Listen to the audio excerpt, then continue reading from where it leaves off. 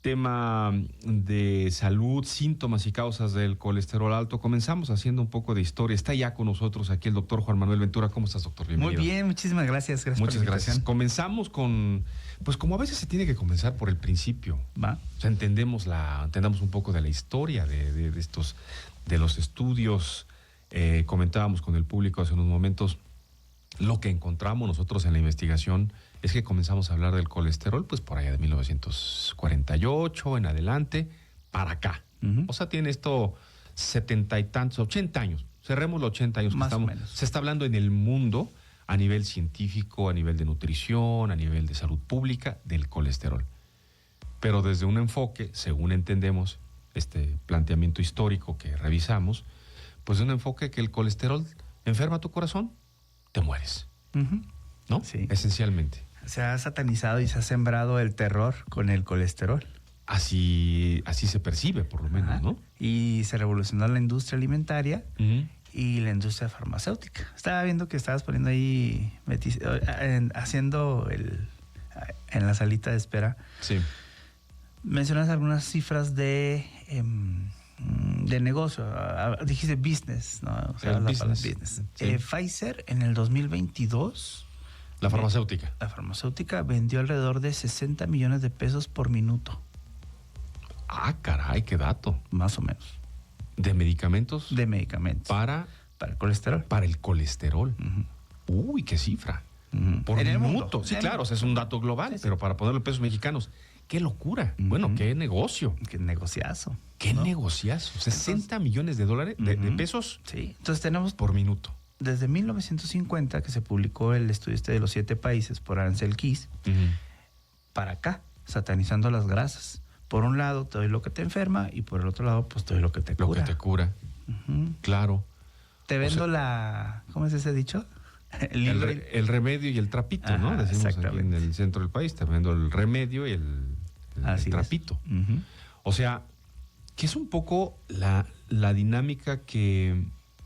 Pues esto se sigue discutiendo, se sigue analizando. Creo que cada vez más. Sí. Ya hay en los medios, en las redes, ¿no? Ya hay más reflectores sobre la información. Uh-huh.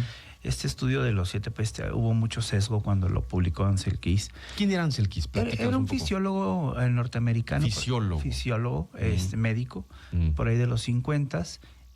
Había que... Estaban la Segunda Guerra Mundial, por ahí él apareció en escena, sí, claro. Por ahí de la Segunda Guerra Mundial, sí. Había que alimentar a los soldados norteamericanos. Así es. Y este cuate hizo una propuesta, e incluso se mandaron a hacer unas barras, sí. Ansel Keys, ¿no? O barras Keys, algo así. Ya. Entonces comienza a tener renombre, comienza a ser popular, tener buenas relaciones políticas, muy carismático el hombre, y finalmente corre el estudio de los 7 países y agarra los países que tienen mayores accidentes cardiovasculares y que consuman grasas saturadas para comprobar su hipótesis. Uh-huh. Y ¿qué su hipótesis era esa? Su hipótesis era esa. Entre más grasas saturadas, más accidentes, más infartos. Bien, ¿no? bien. Agarra a N cantidad de países y los países que no cumplen con esta hipótesis, ya cuando empieza a analizar la información, los quita. Y nada más procesa la información de los que sí comprobaban la hipótesis. Por eso se llama de los 7 países. Ajá. ¿Qué lo seleccionó? Él lo seleccionó. Uh-huh. Y quitó los que no le convenían. Ya. Pero este cuate está muy bien posicionado en el Congreso de los Estados Unidos. Empiezan a hacerse reformas alimentarias en el Congreso para beneficio de la población norteamericana. Y es cuando entra también en escena la industria farmacéutica, ¿no? Claro. Pues vieron... Y desde ahí nadie cuestionó nada, porque también hubo una instrucción presidencial. Por ahí, no me acuerdo cómo se llama el nombre. En Estados Unidos. En Estados Unidos. Claro. El nombre del presidente que también se enferma y se infarta. Se me hace que fue Eisenhower, pero... Eisenhower, sí, ¿no? Exacto. Sí. Entonces, a partir de ahí nadie cuestionó nada. Y comienza a incrementarse la industria alimentaria, empieza a engrosar su posición y su participación en el Producto Interno Bruto. Claro. Y la industria farmacéutica. Claro. Y los médicos pues también se ven beneficiados hasta cierto punto con la prescripción de los medicamentos, ¿no? Hay beneficios. Imagínate. Entonces, imagínate, empieza a nadie cuestionar, a nadie pensar si era cierto o no era cierto. Ahora, 50 años después, comienza a ponerse más atención sobre estos cuestionamientos, sobre estos estudios que tienen mucho sesgo, ahora se sabe, y empieza toda una revolución y una controversia respecto al colesterol. ¿Qué es lo que platicamos aquí para ponerlos en términos prácticos y que lo podamos entender aquí, quien nos escucha en Cuernavaca o nos escucha en Jojutla o nos escucha en Amacuzago, en Tepalcingo, que hay una brecha, yo al menos así la veo, como una brecha, un punto negro en la historia en la que, por ejemplo, en los pueblos, las familias, incluso hay un dicho, ¿no? Se cocinaba con manteca y eso significaba pues, que andaba muy bien la economía porque podrías adquirir manteca del día, con eso se sancochaba o se cocinaba lo que se tenía que cocinar y no había, por lo menos no está documentado, registrado, que hubiera el nivel de enfermedades cardiovasculares o de muertes producto del consumo de esas grasas, como las tenemos hoy, que consumimos estos, dices tú, aceites de carro que están en los anaqueles, que tienen una etiqueta que dije bajo en colesterol, rico en omega 3, échale esto a tu sopa, échale aquí tus taquitos dorados, mételo en eso y te lo comes. Hay una brecha ahí, que es producto de toda esta campaña. Está bien documentado que entre más altos son los niveles de colesterol, mayor longevidad tienen las personas. A ver, otra vez eso. Entre más alto esté el nivel de colesterol, más vive la gente. Y mejor, neurológicamente mejor. Ándale, a ver, eso sí. Una quinta parte del peso total del cerebro es colesterol. De lo que pesa el cerebro, una quinta parte es colesterol neto. El colesterol es una sustancia que produce el hígado y que sirve para dar estructura y funciones. El colesterol, la membrana de las células, son una... Pues nos lo enseñaron en la primaria como hacer la maqueta de maqueta de la célula. De la célula, ¿no? Sí. Y pues haces una gelatina y le pones los elementos de la célula, ¿no? La membrana. La membrana. Sí. La membrana celular es una capa di o bilipídica que está hecha de colesterol. O sea, el empaque de cada célula. ¿La envoltura de la célula? La envoltura de la célula es colesterol. ¿Cuántas células hay en el cuerpo? No, pues estamos hechos de eso. Sí. Esencialmente. Entonces, exactamente, es esencial para la vida. Claro. Hablábamos el otro día de menopausia. Sí. Testosterona, estriol, estradiol, estrona, dihidroepiandrosterona, androstenediol, todas esas hormonas sexuales que tienen que ver con la reproducción y la supervivencia del ser humano sobre la faz de la Tierra, están hechas de colesterol. Cuando te das un martillazo en el dedo, se te inflama y te duele. Hay sustancias proinflamatorias que son las que alertan, las que tienen que ver también con la supervivencia. Sí, claro. Están hechas de colesterol. No, pues está en todos lados el colesterol, estamos... Exactamente. Entonces, el colesterol es esencial para la vida. Las neuronas necesitan colesterol para funcionar adecuadamente. Entonces, el colesterol no es el malo de la película. Por eso es que la gente antes vivía más y lúcidos. Claro, claro. Eso creo que lo tenemos, vamos, en los comentarios de este video que tuvo un alcance importantísimo en vistas en YouTube. Hay muchos comentarios de todo tipo, pero el que más prevalece es ese, el de la reflexión de la gente que vio, que te escuchó y que dijo, en efecto, nuestros abuelos y los abuelos de nuestros abuelos vivían mucho tiempo y decíamos, son de buena madera. Exacto. Vivían 70, 80 años y no habían los adelantos ni de medicina ni de atención que hay ahora, ¿no? Gente muy longeva, sobre todo en pues en los pueblos, más en los pueblos que en las ciudades, ¿no? Por la forma de comer, Exacto. esencialmente, ¿no? ¿Y qué comían? Pues lo que había a la mano, ¿no? Lo que había a la mano. La vaca que andaba caminando ahí se la comían. La vaca que alcanzaban a ver. Sí. O el cerdito que tenían ahí, o la gallina, y el huevo que levantaban todos los días de las gallinas. El huevo. El huevo, ¿no?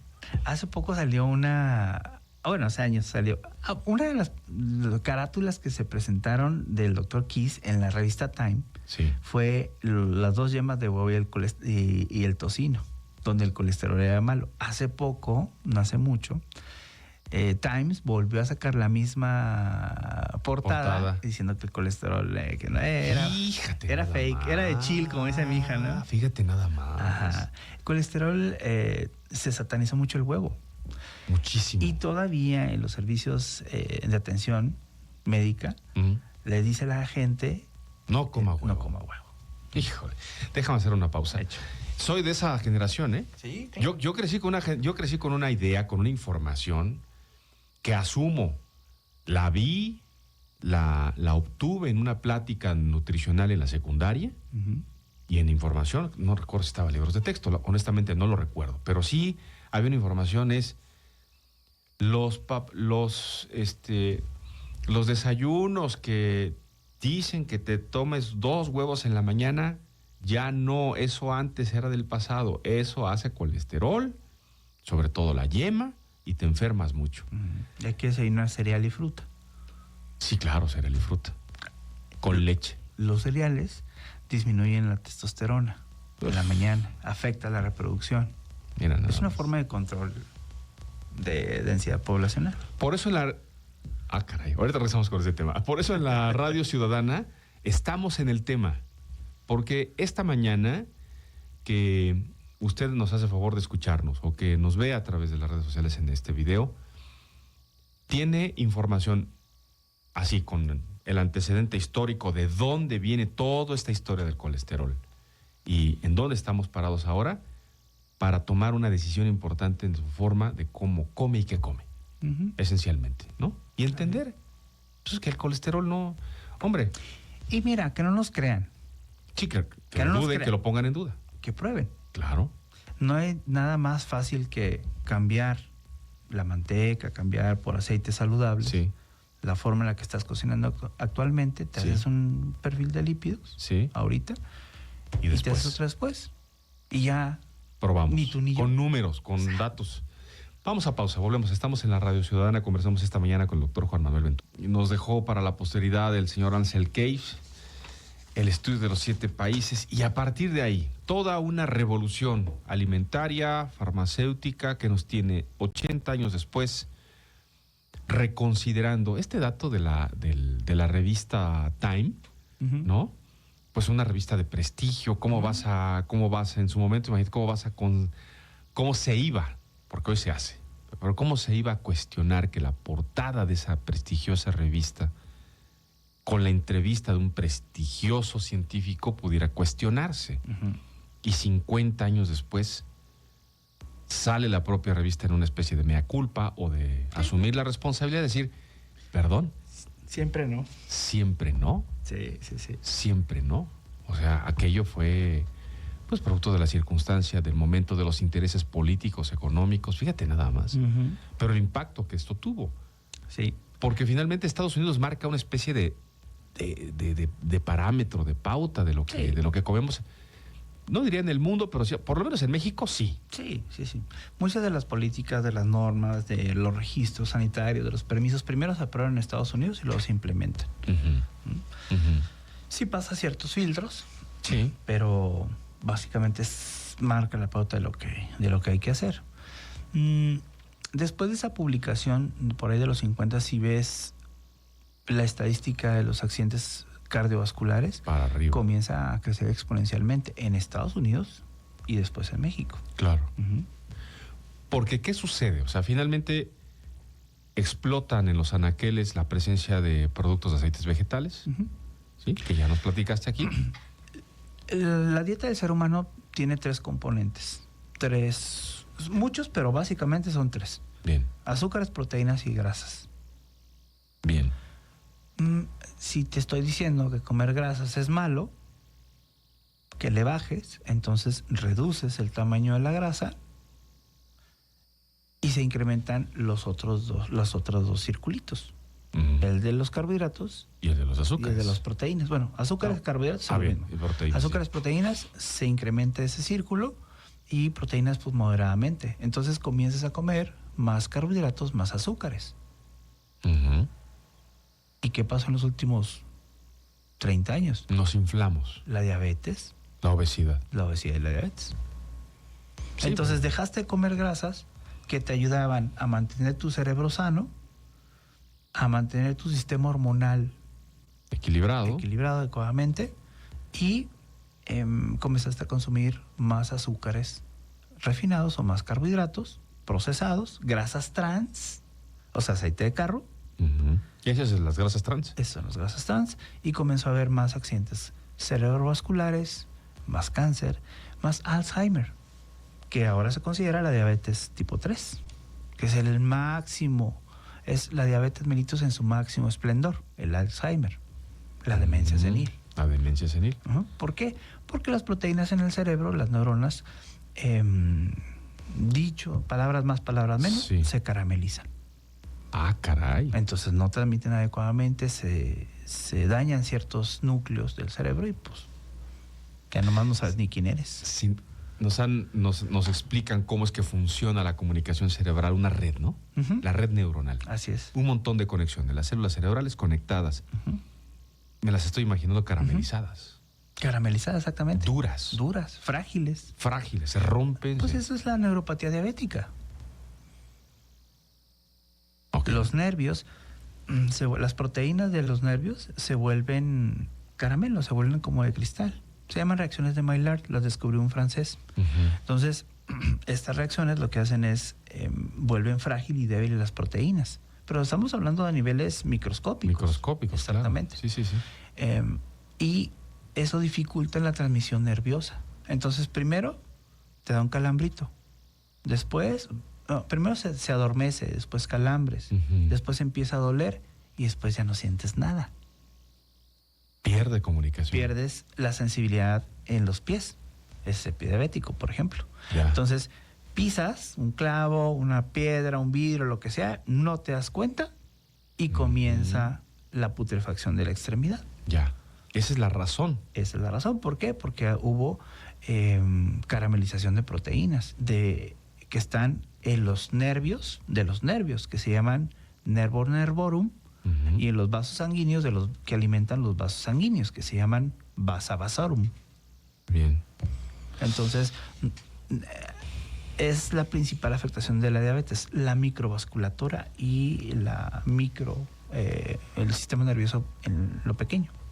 Es que puesto en esa imagen, doctor, es terrible, ¿no? Pensar que por dentro comienza el cuerpo un proceso pues de caramelización, cristalización, ¿no? Fragilidad. A endurecer por dentro, digamos, ¿no? Los pequeños filamentos que se terminan rompiendo nos terminan desconectando. Así es. Porque tengo la misma pregunta, ¿no? ¿Qué relación tenía o tiene todo este proceso con este incremento también del Parkinson, del Alzheimer, esas enfermedades que aparecen de pronto? La única que aparentemente aparecen de la nada, ¿no? Que aparecen de la nada, pero tiene esto finalmente y a eso le origen. Quitas a este aumento la exposición al cuerpo a azúcares, súmale que le quitas colesterol, que le quitas grasas saludables o grasas necesarias para el buen funcionamiento del sistema nervioso, del sistema cardiovascular. Es difícil, te lo confieso, es difícil con toda esa información que se trae de tantos años. Sí, claro. Es muy difícil que mentalmente, conscientemente se procese este concepto. Es decir, a ver, las grasas son importantes, ¿no? Sí. Los que tendemos tendencia a la obesidad, ¿no? Por genética, por alimentación, por malos hábitos, etcétera. Pero sí hay gente que engordamos más rápido que otros. Sí. Nos dices, come grasas. No, espérame. Espérate, no. Si estoy yo escapando de ello, ¿no? Ajá.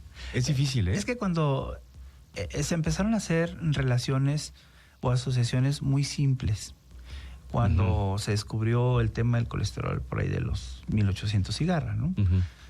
Porque en las disecciones, en las disecciones de los cadáveres, lo que se veía era esa parte sebosa en las arterias. Abrían las arterias y se veía sebo, se veía grasa.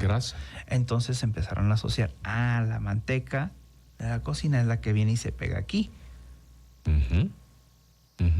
Como si fuera un tubo de PVC, que metes manteca y se va y se empaqueta.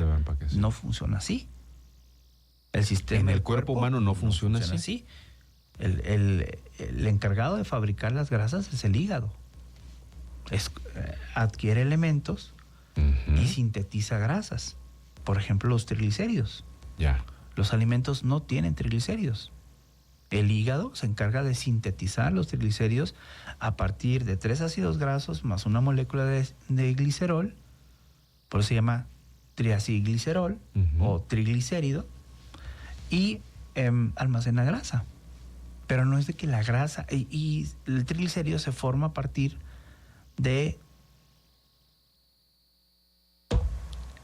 el azúcar. Muy bien. Porque el azúcar tiene una molécula de 6 carbonos. El triglicérido nomás necesita 3 carbonos de esa molécula de 6. Entonces lo que aumenta los triglicéridos es el consumo de los azúcares. ¿Cómo, doctor? Si consumo azúcar se me suben las grasas. Pues sí, porque el hígado se encarga de sintetizar y armar las sustancias químicas. Ese es el cambio del paradigma de la información que tenemos. Exactamente. Doctor. Entonces, no son las grasas lo que nos está matando, son los azúcares. Los azúcares, el exceso del azúcar. El exceso de los azúcares. En alimentos ultraprocesados, súper dulces, el pastelito. O los aditivos que le ponen a lo que es sano, o es saludable, o es light, o es bajo en azúcares. La Coca-Cola, pero de dieta, la cero, porque tiene bajo azúcar. Es un tema lo de la Coca-Cola, ¿eh? Porque han jugado con el marketing hasta que les pegue. Pues fíjate que se vendió, ¿no? dejó de vender Coca-Cola, la Coca Diet. ¿Te acuerdas de la Coca Diet? Sí, ya no se vende Coca Diet. La Diet Coke. Hacíamos Diet Coke. ¿Por qué? No les pegó. Decían que sabía horrible. No, porque los que se dedican al marketing y a analizar al consumidor, te veían tomar con una Coca Diet y ¿estás bien? ¿Estás enfermo? ¿Por qué estás tomando una Coca de dieta? Ya. Entonces la raza mejor no las compraba y se les caían las ventas con el. Por eso ahora lo saludable es bajo en azúcares. Esa sí me la. No es de dieta. No es de dieta, es bajo. Es bajo en azúcar. Es más saludable. Cero azúcar. Cambia la perspectiva del consumidor, que se anda medio cuidando, y la consume. El marketing, el business, doctor. Sí, el business. Vamos a una nueva pausa. Volvemos. Porque hoy tenemos, de las bajas en azúcar, ¿no? Ya dietéticas, marketing no resultó. No resultó. Se asocia con, un padecimiento, una enfermedad, tal. Bajo en azúcar. O cero azúcar, ¿no? Ahora, como decía el doctor House, todos mienten. Todos los productos de alimentación mienten. Hay que irse a la etiqueta. Ahí es donde podría haber menor sesgo, ¿sí? Porque si dice bajo en azúcar, mira, te voy a poner un ejemplo. Es Betia. ¿Lo has escuchado? Sí, claro. Una cajota verde que dice Svetia. Una es stevia y otra es Svetia. La marca es Svetia. La marca es Svetia. Entonces, tú vas a la caja y la revisas. Tiene esteviol, que es la stevia. Tiene sacarosa, que es el azúcar de mesa. Bien. Tiene sucralosa, que es el Splenda. Y tiene por ahí algún otro. No sé si tengas sulfameca, ya mentiría. Pero al menos tiene 3 azúcares diferentes. Uno es un alcohol que endulza, el esteviol. ¿Alcohol que endulza? Es el esteviol. La sacarosa es el azúcar de mesa. Sí. El de la azucarera. El Splenda. Entonces, cuando yo entrego a los pacientes, no, doctor, yo nada más tomo stevia. Digo, de la hojita. No, la compro. Pero es original. La caja es verde, dice stevia. A ver, enséñemelo. Dice Esvetia, buzo. Primera trampa. Sí. ¿Sí? Yo sí. Entonces, ese producto tiene 3 azúcares diferentes. No es exclusivamente esteviol. Ujú, Y que lo revisen. ujú. Y se vende como un producto apto para diabéticos. Está avalado por la Federación Mexicana de Diabetes. Tiene el sello de la federación. Entonces, ¿cómo le estás dando azúcar a un paciente que tiene diabetes? 3 azúcares. No uno. Azúcares, no uno. 3 azúcares. Y azúcar de mesa. De la que tú agarras la cucharada y le echas al café. Sí, sí. Que la que En, no da- en proporciones Sí, más sí. pequeñas. Eso sí Sí. te lo voy a aceptar. Sí. Pero si es un paciente que tiene dificultades metabólicas, que se están muriendo, que los están amputando, que se están infartando, que están quedando ciegos por comer azúcar, ¿cómo le vendes un producto que trae azúcar? Diciéndole que es esteviol. Con el sello de la Ajá. instancia que Sí. dice ¿Esto sí, véndase, véndase. Ajá. Entonces. Qué delicado. Ujú, Qué delicado. exacto. Y dice apto para diabéticos. Híjole. A ver, voy. Pero entonces, por favor. para acabar eso. Entonces, si dice bajo en azúcares, o dice sin azúcar añadido, o si dice de dieta, o si dice aguas. Es la primera alerta. Es lo primero que tienes que pensar, en dudar.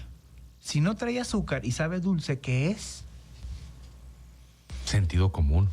Hay que usar el sentido común. Ajá. Claro. No trae azúcar, pero sí sabe bueno, sí sabe dulce. Sí sabe Entonces, dulce. ¿qué es? ¿Qué es? Exacto. Entonces, existe una serie de edulcorantes artificiales que van a generar una experiencia cerebral de dulce. Bien. Y que si tú te tomas una coca regular y te mides el azúcar, no, sí se me sube el azúcar.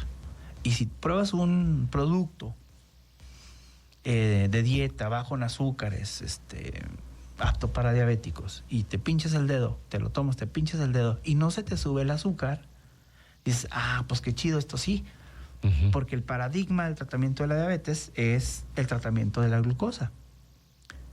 Pero si sabe dulce, no se te subió el azúcar, pues es una bomba, o sea, es algo muy bueno para vender. Porque la gente Claro. lo que quiere es probar algo dulce. Claro. Pero ¿qué está pasando por dentro? Se te suben los niveles de insulina. Los edulcorantes artificiales, acesulfame K, aspartame, todo ese tipo de edulcorantes lo que hacen es estimular la producción de insulina en el cuerpo. Y la insulina, el hiperinsulinismo, es la causa, es el capítulo 1 de la diabetes. Exceso de insulina. El exceso de insulina. Producida por el propio cuerpo. Por el páncreas. Por el páncreas. Y llegas a consumir tanto azúcar o tantos edulcorantes artificiales que el páncreas se cansa, se llama fatiga pancreática y dejas de producir insulina. Entonces sí, desarrollas diabetes. Ahí es cuando llegamos al... Antes, porque hay algo que se llama resistencia a la insulina y la insulina deja de censar. Es como si le cayera un rayo a la casa, se funde el brake, los fusibles. ¿Se va la luz? Ajá. Y de repente comienzas a ver que todos en el barrio sí tienen luz, menos tú. Bien. Entonces no es que no haya luz, lo que pasa es que no switchea. Tu fusible no se sirve le tu funcionó. sistema. Ajá. Entonces, la resistencia a la insulina es eso. Si hay azúcar, si hay insulina, pero tú no estás sensando la insulina. Ya. Y esa insulina anda dando vueltas, genera hígado graso, genera enfermedad cardiovascular, contribuye a los infartos, contribuye a muchas cosas, más que el triste colesterol. Es más dañino entonces. La insulina que el triste colesterol. Porque comenzamos esta charla justamente sobre el tema del colesterol. El colesterol alto en la sangre. Como una llamada de alerta a que tienes un problema de salud. Porque hay colesterol bueno y colesterol malo. ¡Qué buen tema! Ya empezaste a tocar terrenos. Tú no lo comentaste aquí. Hay bueno y hay malo. Escabrosos. No. No hay bueno y hay malo. No. Ese es un... Es un mito. Es un mito. No existe el colesterol malo y no existe el colesterol bueno. Hay colesterol. Existe, exactamente, es colesterol total, el colesterol que produce el hígado. Ese es el único colesterol. El LDL, mal llamado colesterol malo, es LDL, nada más. Low Density Lipoprotein. Low, ¿dónde dice colesterol? ¿No? Pues no, es Low Density Lipoprotein, por eso es la molécula, por eso es el nombre. Una lipoproteína de baja densidad, eso es. Y la otra, el colesterol bueno, es el HDL. El High Density Lipoprotein. ¿Por qué le pusieron eso? Porque cuando lo descubrieron, por ahí de los 40, 50, pues el microscopio nomás alcanzaba para ver una bolita chiquita y una bolita grandota. A la chiquita le pusieron low y a la grandota le pusieron high. Punto. Esa es la base científica, digamos, ¿no? De aquellos años. Sí. Entonces, el LDL es una lipoproteína, es una proteína que tiene grasa, que se encarga de transportar del hígado hacia los tejidos el colesterol que necesitan para funcionar. El colesterol. Punto. El colesterol. El HDL, el colesterol bueno, se encarga de ir regresando el colesterol que está en exceso para el hígado. Lo que no se utilizó, venga, para acá. Y lo vuelve a regresar al hígado. Si nos lo imagináramos como una carretilla, como una banda. Ándale, como una carretilla, exactamente. Unos traen y otras llevan. Uno es de ida, entrega, y lo que sobró, va para atrás. El otro regresa y lo devuelve al hígado. Así es. Ese es el colesterol. Esos son las lipoproteínas de transporte. Vamos llamándole a cada quien como se llama. Bien. La LDL lleva. La HDL recoge. Regresa. ¿No? Y ahí el tema es que cuando se hace disección de las arterias de los pacientes que tuvieron un infarto, lo que se ve pues, son moléculas grasas, células espumosas que contienen altos niveles de LDL. Claro. Entonces, el LDL comienza a ser el malo de la película, pero no es colesterol. Es un LDL oxidado. ¿Sí? Okay. Entonces, puedes tener altos niveles de colesterol, no va a pasar nada. Es beneficioso. Yo tengo colesterol alto y no me importa. ¿Sí? Pero aguas con el LDL. El LDL sí está asociado a accidentes cardiovasculares. Pero no todo el LDL es el que se oxida. ¿Pero cómo sabemos que está oxidado? Bueno, ¿y por qué se oxida? Porque hay muchos radicales libres. Hay muchas sustancias tóxicas en el cuerpo que hacen que el LDL se oxide. ¿Cómo sé si se está oxidando mi LDL? Bueno, pues si tienes más de 90 centímetros de panza, si no haces ejercicio. Estoy bien oxidado. Cosa que yo no dije. Ya comenzó por ahí. ¿Cómo anda la cintura? Ajá. No tengo más de 90 en la cintura. Estás bien oxidado, maestro. Duermes mal, comes aceite de carro, etcétera, ¿no? Azúcares refinados, altos niveles de... Mucho pan, mucho refresco, Ajá. Entonces, pues por eso sí hay que bajar el LDL. Porque la gente pues tiene ahí un estrés oxidativo importante. Pero no porque sea malo. Diosito no lo puso ahí porque fuera malo para jodernos. Lo puso ahí porque cumple una función fisiológica. Claro. Nosotros somos los que le echamos a perder con todo lo que nos empacamos.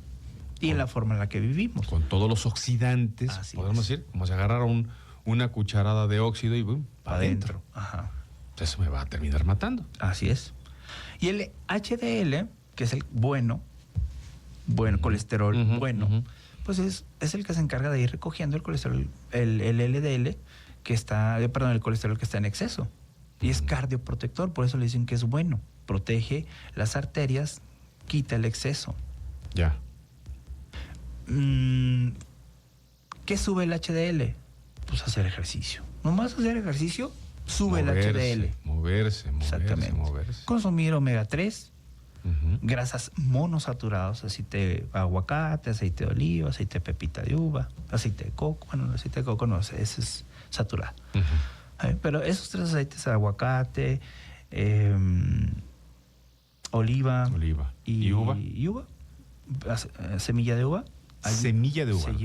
Semilla de uva. No, porque el producto de la uva es el vino. Es el vino. Y también, ¿sabes qué? El vino, una copa de vino favorece la reducción del LDL y aumenta el HDL.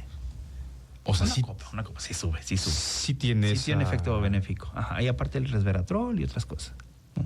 Ya. Para que no van a decir que el doctor dijo en el radio que Sí, tomaran vino todos los días. Oye, pero ¿por qué te acabas 3 botellas de vino? Es que el doctor Ventura dijo. Juan Manuel Ventura dijo que tomáramos vino a saciar, porque eso me va a rejuvenecer. Sí, no es así. no es cierto. Eventualmente una Sí. copita de vino puede ayudar a Así es. ese proceso. Le da un piquito. Ajá. Le da un piquito. Ajá. Ahí está la diferencia. Déjame ir a hacer una nueva pausa, por favor, doctor. Estamos conversando, ya regresamos al tema del... Acuérdate que el colesterol lo fabrica el hígado y es indispensable para la vida, Ujú. para las funciones celulares y para fabricar hormonas y para fabricar mensajeros. El malo de la película podría ser el LDL siempre y cuando se oxide.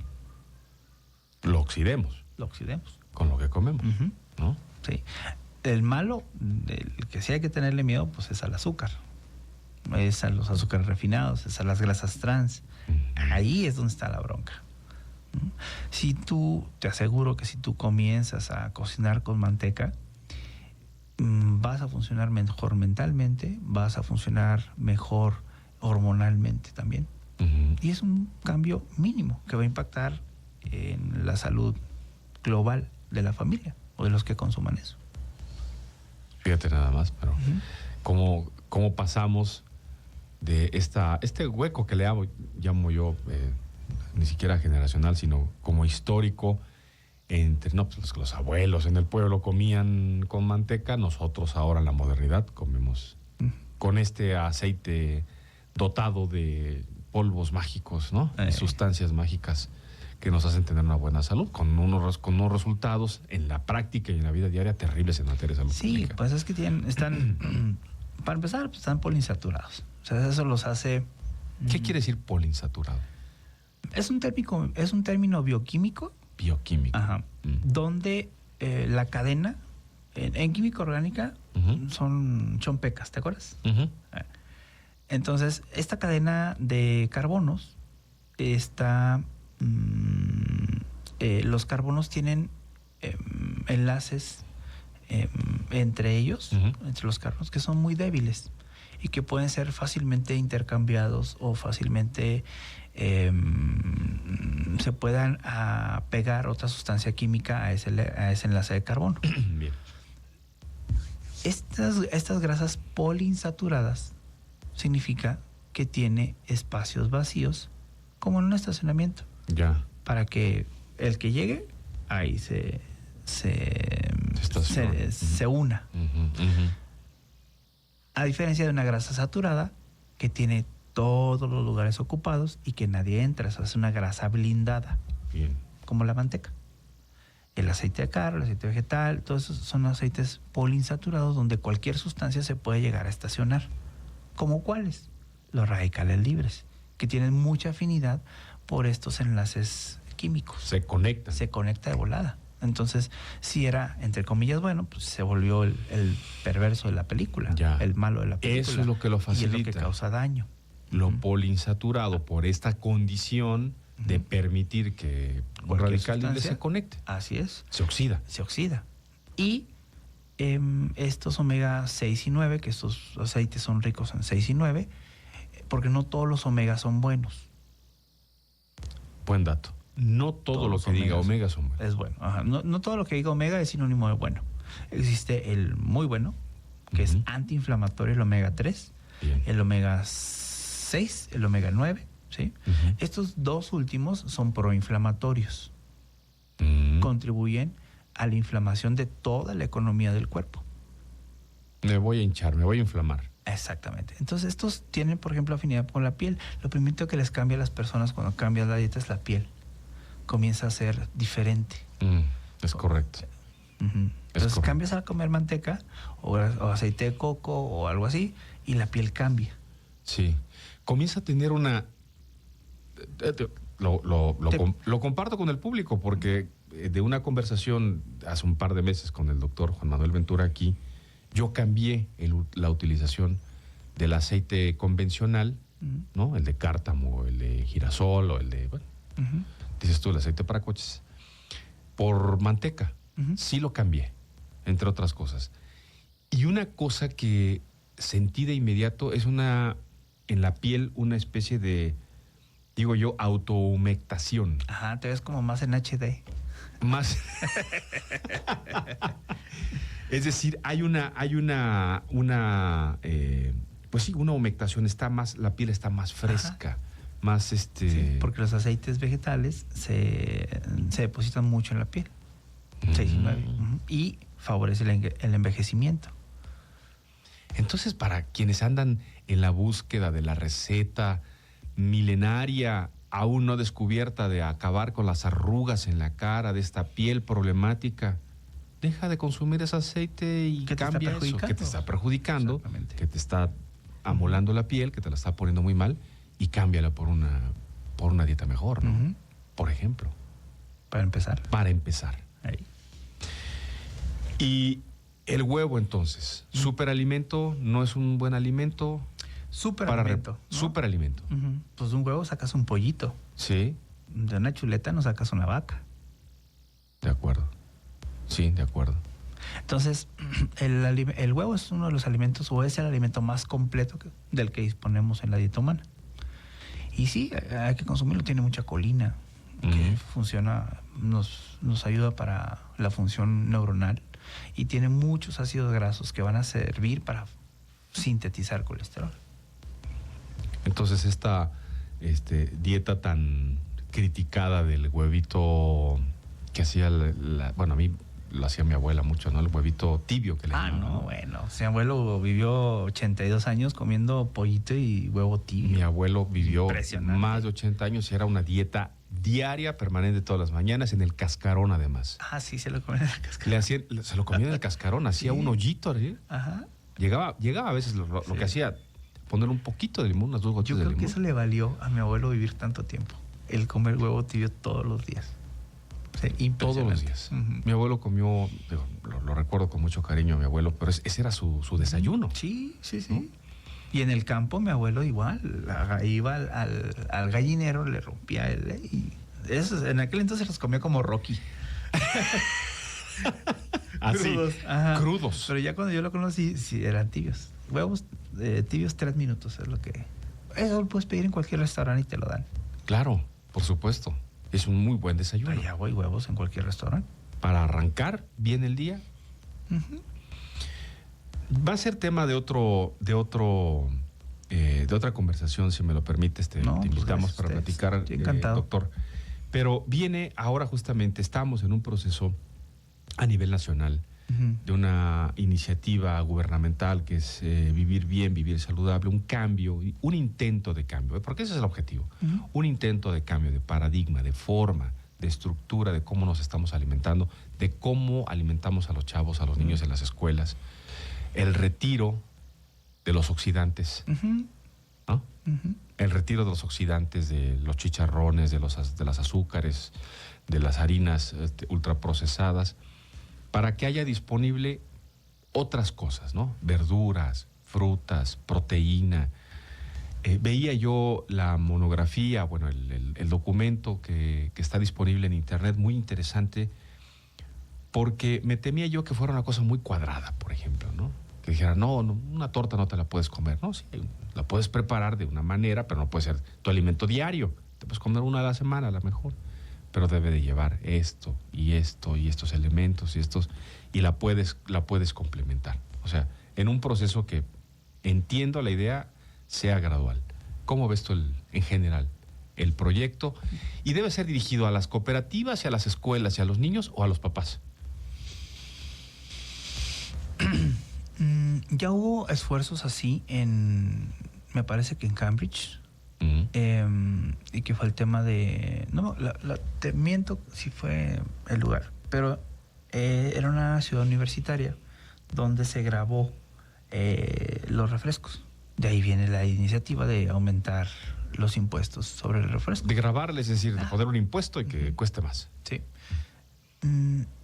Y el retiro iba más o menos en el mismo tenor, que se vuelva política pública. Claro, ¿sí? Claro. Aquí estamos hablando de algo que se llama ambientes obesogénicos o ambientes diabetógenos. El ambiente obesogénico, para pronto, es, por ejemplo, cuando tú entras a un Oxxo que puedes comprar saludable. No. Nueces, almendras. Pero están unas bolsitas así, son recaros. Pero en general, todo te va a engordar o todo va a favorecer la diabetes en general. Y casi siempre saben muy mal, porque tienen ahí no sé cuántas semanas y meses que se venden muy poco. Así, están rancias. Están rancias, sí. Entonces, trasladar, el modificar los ambientes obesogénicos es básico, es una muy buena estrategia en salud pública. Se llaman determinantes sociales de la salud. El individuo está en el centro y son cosas que no puedes modificar, si es hombre o si es mujer, claro. La edad, todo eso. Y hay capas, ¿sí? De la economía, la actividad laboral, las costumbres, el estilo de vida, el ambiente sociopolítico, la ubicación geográfica, todo eso influye en la salud de la persona y son círculos. Pongamos que el estilo de vida es el primer círculo que rodea al ser humano. Lo siguiente y más alejado pues es la geografía. Ahí no puedes hacer nada. No. Pues ahí vives, punto. Entonces, el retirar de las escuelas los alimentos densamente energéticos, azúcares refinados, pues, ya es un gran avance. Ya no te metas ahorita en la dieta de la manzana o la dieta de la luna o el plato del buen comer o la pirámide de no sé quién. Déjalo. Quita lo que hace daño. Para empezar. Eso ya es. Entonces ya es años luz. O sea, es algo que hay que aplaudirle mucho a esta iniciativa. Sí, claro. Totalmente de acuerdo. Vamos a una nueva pausa. Vamos cerrando el tema.